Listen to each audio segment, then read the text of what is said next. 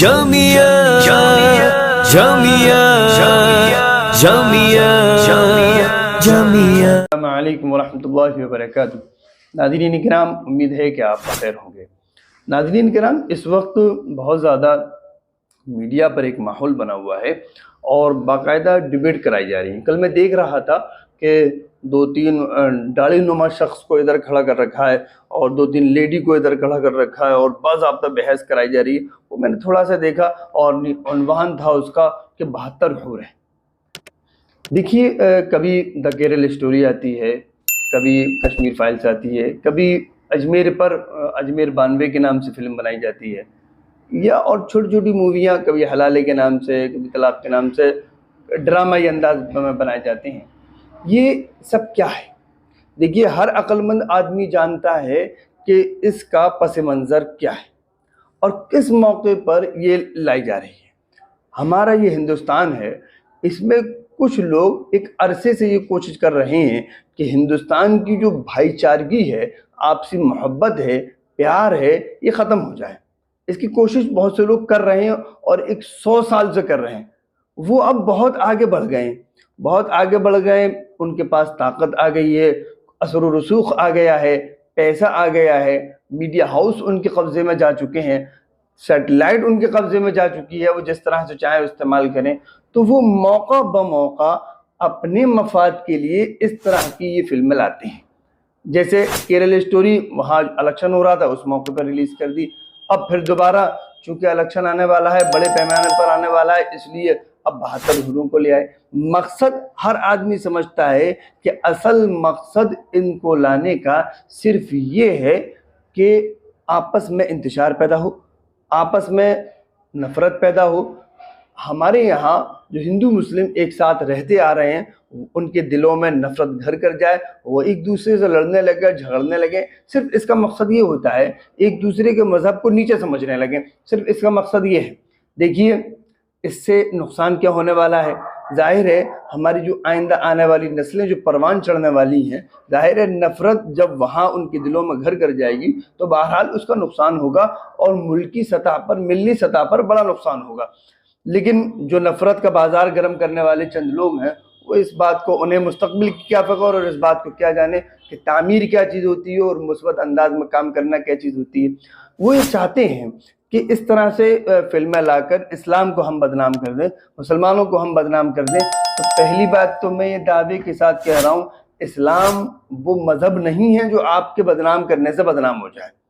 इस्लाम के अंदर अल्लाह ने लचक रखी है, इसको जितना दबाएंगे आप, ये उतना उभरेगा। और आप देखिए, तारीख़ का मुताला करिए और देखिए कि लोग अगर सही मानों में इस्लाम को मुताला कर रहे हैं तो वो इस्लाम की तरफ आ रहे हैं।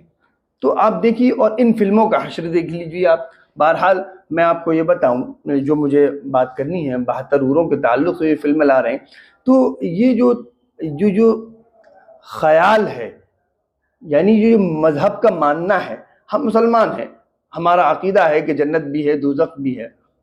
हमारे गैर मुस्लिम भाई हैं, उनके मज़हब में स्वर्ग भी है, नर्क भी है। वो कहते हैं, अंग्रेज़ कहते हैं गो टू हेल, जहन्नम में जा। उनके यहाँ भी जन्नत और जहन्नम का तज़किरा है, हमारे यहाँ भी जन्नत और जहन्नम का तज़किरा है। कहीं स्वर्ग और नर्क के नाम से बस अल्फाज बदले हुए हैं, इसके अलावा कुछ नहीं। अब अल्फाज बदले हुए हैं, उसको आप इस तरह से ताबीर कर लेना। अब आप इसकी बात कर रहे हो, आप देख लीजिए, आप भगवत गीता उठा लीजिए, दूसरी हमारे क्या नाम है, दीगर मज़ाहिब की जो किताबें हैं आप उनको उठा लीजिए। मैं तो सिर्फ एक का नाम ले रहा हूँ जो सबसे मोतमद मानी जाती है, भगवत गीता। बाकी इसके अलावा शिव कुरान है और भी किताबें हैं मज़हब की, आप उनमें देख लीजिए कि वहाँ के जो उसके लेखक हैं, जो उसको लिखने वाले हैं, उन्होंने क्या कहा है कि श्री रामचंद्र जी ने ये कहा, या फ़लाँ ने ये कहा, फ़लाँ ने ये कहा कि अगर आप लड़ते लड़ते शहीद हो जाएं तो आपको हज़ार अफ़सराएँ मिलेंगी, और अगर आप कामयाब हो जाते हैं तो आप हुकूमत करेंगे। तो यही मतलब इस्लाम भी कहता है। तो इसलिए भाई, हमारा मकसद बिल्कुल ये नहीं है कि एक दूसरे की आस्था को हम छेड़ें। भाई, हमारे यहाँ कभी कोई नहीं, ये नहीं कहता कि भाई आपके यहाँ ये, आपके यहाँ ये, आपके यहाँ ये। भाई ठीक है, जो हमारे यहाँ है वो हमारे यहाँ है, जो आपके यहाँ है वो आपके यहाँ है। हम ये नहीं कहते कि आप हमारी मान लो और हम खुद आपकी नहीं मानते। तो लिहाजा इस तरह से लोगों में गलतफहमियां पैदा करना कि ये निशा दिखाने के लिए कि ये है, ये है, ये है, बहरहाल ये गलत है। आप किसी के मजहब को बराह रास्त टारगेट कर रहे हैं और लोगों को टारगेट कर रहे हैं, कम्युनिटी को टारगेट कर रहे हैं, इसका बहरहाल नुकसान होगा और इसका नुकसान आपको नहीं मालूम आइंदा आने वाली नस्लों में इसका क्या नुकसान होगा।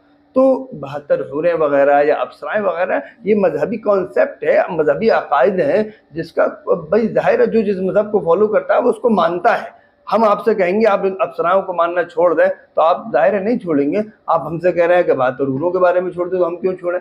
ये गलत है, हम कहें वो गलत है, तो आप जानते हैं इसका नुकसान क्या होगा। बहरहाल हमें इन जैसी बेहुदा चीज़ों से बिल्कुल बचना चाहिए और सरेआम मैं अपने बिरादरान वतन से कहता हूँ कि हमारी जो आपसी भाईचारगी है, हमारी आपसी मोहब्बत है, इसको बरकरार रखने के लिए हम और आप दोनों मिलकर पहल करें और इसके लिए जो भी कोशिश हो सकती है वो करें, ताकि आइंदा आने वाली नस्लें अच्छे और उम्दा माहौल में परवान चढ़ें। वरना अगर हमने यूँ ही छोड़ दिया और नफ़रत का माहौल चंद लोग अगर उसको बनाने में कामयाब हो जाते हैं तो बहरहाल हमें उसका नुकसान भुगतना पड़ेगा, उठाना पड़ेगा।